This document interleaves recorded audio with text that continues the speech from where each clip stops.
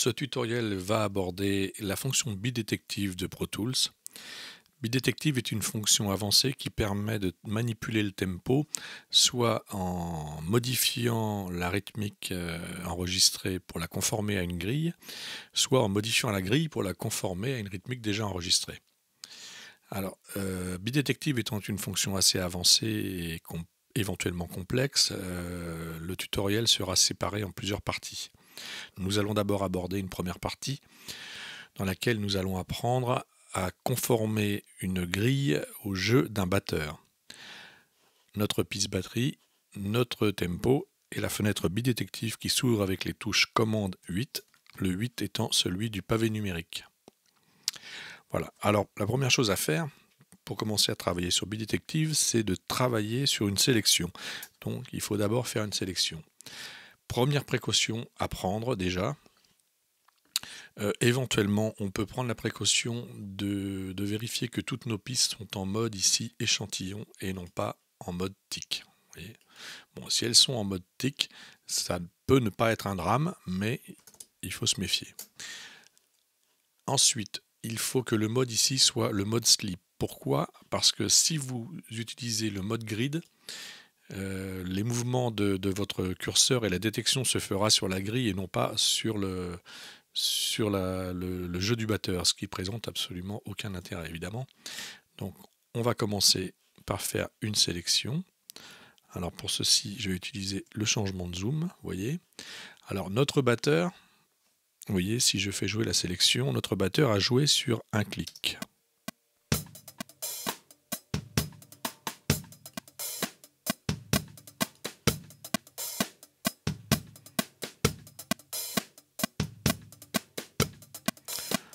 Alors vous voyez que c'est sur un clic, mais c'est pas tout à fait bien collé au clic. Alors je vais commencer par faire une sélection de 8 mesures. Pour ça, je vais me mettre en tabulation vers transitoire. Voilà. Ainsi, je peux avoir le premier transitoire et ensuite je vais compter 8 mesures. Et vous voyez, je me mets vers la fin de la 8e mesure et avec l'aide des touches Shift pour maintenir ma sélection et Tab pour augmenter ma sélection, je vais jusqu'au transitoire qui doit se trouver logiquement 8 mesures plus loin, c'est-à-dire si je commence ici, vous voyez, à la mesure 4, il doit se trouver normalement au premier temps de la mesure 12, vous voyez, et non pas au 4e temps de la mesure 11 comme on pourrait être tenté de le penser.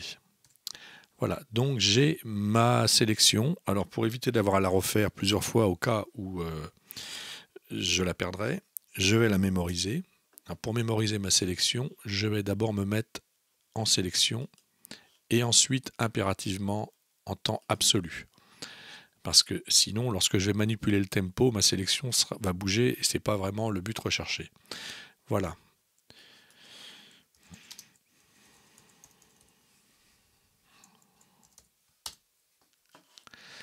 Donc, à partir de ce moment, je peux ouvrir la fenêtre de Bidetective.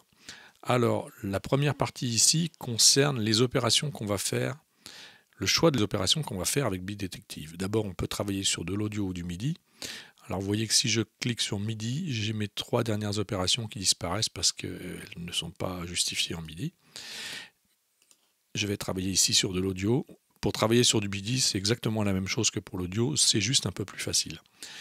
La génération de marqueurs et de mesures temps, c'est très mal exprimé, mais ça veut dire qu'on va chercher à générer des marqueurs qu'on va appeler des triggers pour marquer les mesures et les temps et éventuellement les subdivisions du temps que le batteur a joué. Voilà. Alors ensuite, dans la deuxième partie ici, on va renseigner les informations que Pro Tools ne peut pas deviner. Par exemple, notre batteur a joué sur une grille, donc a priori le début est proche de la mesure 4 et du temps 1 et la fin, mesure 12, temps 1. En écoutant tout à l'heure, on aura remarqué, pour les plus sagaces d'entre vous, que les mesures sont à 6-4. La plus petite subdivision du temps joué par notre batteur, si on fait exception des reprises de caisse claire et de qu'on voit ici. La plus petite subdivision du temps se trouve ici, et c'est une croche. Donc on va indiquer que c'est une croche. Et ça n'est pas un triolet. Ici, c'est la touche pour les triolets. Les touches capturer la sélection et tape fin MT seront expliquées un petit peu plus tard. Enfin, la troisième partie de cette fenêtre, c'est la détection, normale ou collection. La collection, nous la verrons dans un prochain tutoriel. Ensuite, le choix de l'algorithme d'analyse. Alors, on va accent sur les sons aigus pour le cas où on ferait la détection sur des cymbales, des crotales et autres cloches et triangles. Accent sur les sons graves, donc pour éventuellement des pots, des choses comme ça. Et résolution améliorée. Et nous choisirons toujours, en fait, résolution améliorée qui est le meilleur système. Et ensuite, on va faire analyser. Voilà, il a analysé. On va d'abord se mettre en résolution à la mesure et augmenter la sensibilité. Vous voyez, il m'a repéré mes mesures. Alors, vous voyez que normalement, dans le meilleur des mondes, les barres de mesure et les triggers, si le batteur avait été absolument strictement sur la grille, auraient dû être les uns sur les autres. On voit des petits décalages. Ça reste très raisonnable, le batteur étant de qualité. Au cas où la détection serait un peu moins parfaite qu'ici, il peut se produire que si on augmente pour essayer d'avoir tous les triggers, il en apparaisse un en dernier ici qui va être ajouté. Il faudra le supprimer à l'aide de la touche option. Vous voyez, on voit le petit moins qui apparaît. Voilà. Alors vous voyez qu'ils apparaissent progressivement, d'abord un, puis ensuite les suivants. Alors en fait, le premier qui apparaît, c'est simplement celui qui a le facteur confiance le plus élevé pour Pro Tools. Et vous voyez que si je les fais disparaître, on voit aussi que c'est celui qui est le plus fort. Si je descends au niveau du temps et que je monte ma sensibilité, vous voyez que les coups de grosses caisses qui sont tombés sur les temps sont aussi marqués. Voilà. À partir de ce moment-là, et sans descendre à la sous-pulsation, je vais pouvoir générer une piste tempo. Voilà. Alors vous aviez entendu tout à l'heure le clic qui était un peu approximatif. On va réécouter maintenant, après modification, de la piste tempo. Alors évidemment, j'avais oublié de vous préciser, mais il faut que la piste tempo soit active depuis le début, sinon ça ne fonctionnera pas. Voilà, c'est parti.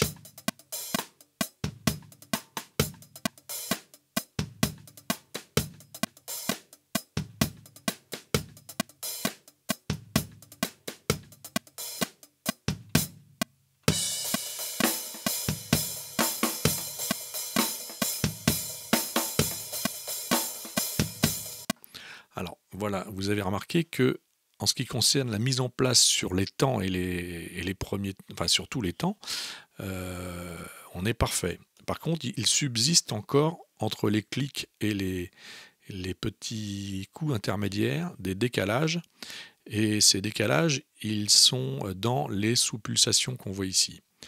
Alors en fait, là comme je travaille uniquement sur une piste de grosse caisse, je ne suis pas sûr de pouvoir réussir à faire quelque chose de concluant. Mais si j'augmente un petit peu, au moins pour ce coup de grosse caisse là, vous voyez, peut-être même un peu plus, voilà, on va réussir à descendre à la sous-pulsation. Et en fait, ces éléments qu'on a rajoutés en plus, les sous-pulsations, vont être la marque du groove du batteur. C'est-à-dire que les petits décalages qui vont subsister entre les temps, si on en fait la moyenne, et c'est ce que fera Pro Tools sur la sélection, il fait la moyenne de ces décalages et il va déterminer que cette moyenne des décalages est la marque du groove du batteur. Et cette marque du groove du batteur, on peut la conserver pour l'inscrire à un autre endroit de la session ou en faire un preset pour l'utiliser dans d'autres sessions. C'est l'objet de l'extraction de modèles de groove. Vous voyez, une fois qu'on a fait ça, on peut extraire le groove et l'enregistrer ici dans des presets ou sur le disque. Revenons à notre génération. Là, si je fais analyser de nouveau et générer, vous voyez qu'effectivement, on voit bien ici qu'il y a des petits décalages.